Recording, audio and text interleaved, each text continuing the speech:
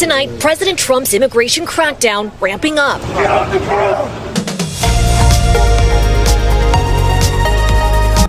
Tonight on Breaking Truth Network, ICE raids are no longer targeting criminals. They're targeting the backbone of America's workforce. What started as immigration enforcement has rapidly evolved into mass detention sweeps of legal workers, military veterans, and even American citizens, all in the name of numbers. This is the silent war on American labor. In Florida, ICE agents detained a third of the workers from a roofing company, men who were all legally working in the U.S. According to local NBC affiliates, Nicaraguan roofers on their way to a job site were stopped, questioned, and arrested. As ICE floods work sites nationwide, small businesses are left panicking, losing workers, losing projects, and losing the very people who sustain America's construction industry.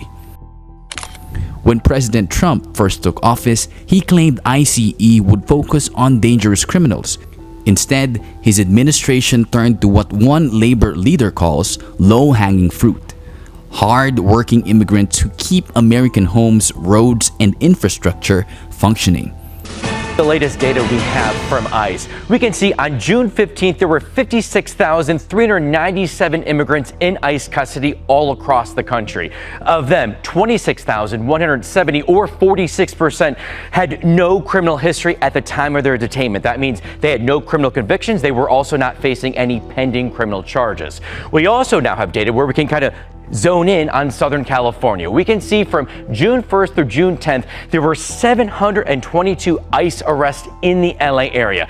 Of those, 221 of them were convicted criminals, so that's around 30%.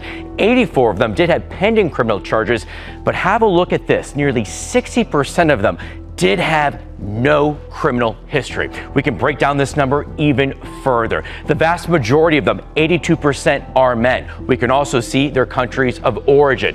Nearly half of those that ICE have arrested in our area are from Mexico, 15% from Guatemala, nearly 8% from El Salvador. So these are the latest numbers we have as we see these raids continue. Kevin Ozebek, ABC 7 Eyewitness.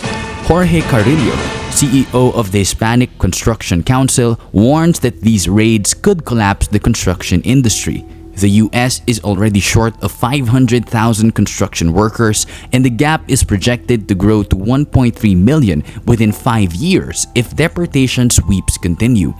Without these workers, homes don't get built, infrastructure crumbles, and America's economy grinds to a halt, all for political theater.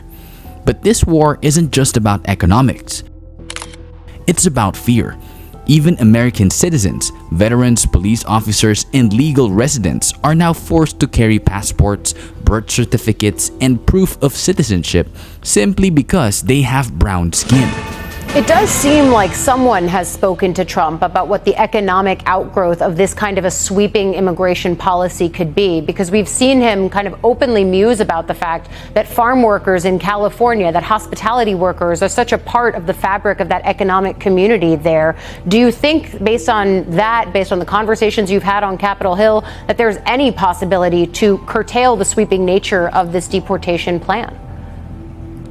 That's what we're hoping. We're hoping that the president understands that there's going to be an economic downturn to his decisions, and it's going to be the American people that are going to be pushing back. We have a midterm election coming up, and the people will be voting for a different type of government if this administration and this Congress doesn't find a way to help us secure the workforce.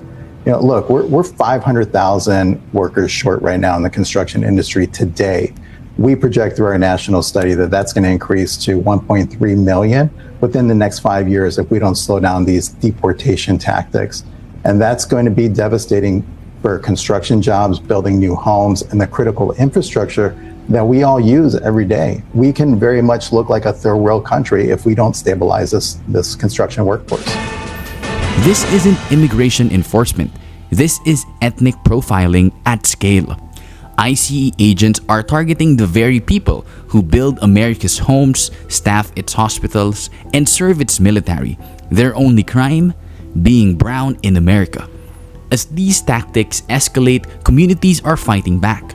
organizing peaceful demonstrations, demanding policy reform, and calling out the constitutional violations happening in real time. Carrillo warns that the political consequences may be coming sooner than Trump expects.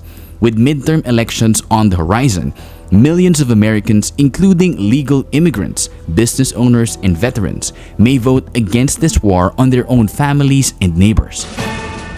More ICE raids at workplaces, these workplaces where immigrants perhaps are here illegally, are working. Look, 45% approve, but again, what's the winner here? 54%. 54% disapprove of the idea of more ICE arrests. And this again goes to what these protests were all about in the first place, these ICE arrests at work. And it does seem again that the American people are with the protesters on this. You see here the majority saying that they disapprove of more ICE raids at workplaces. And I think it's so important to note ICE has historically actually been rated fairly favorably, but their favorable ratings have been going down as these raids have been going up. Yeah, and this is one of the biggest issues that Donald Trump, it was like the second most important issue that Donald Trump won the election on. That's right. Immigration. This is his core issue, and he's losing on his core issue at this point. Again, he is losing in these protests. Behind the scenes, familiar architects like Stephen Miller continue to push for broader sweeps, encouraging ICE to move beyond convicted criminals and into workplaces, neighborhoods, and family homes. It's a strategy built to spread fear, not security.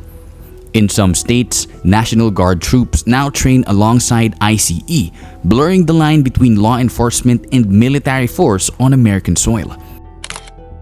The Trump deportation machine was never just about illegal immigration.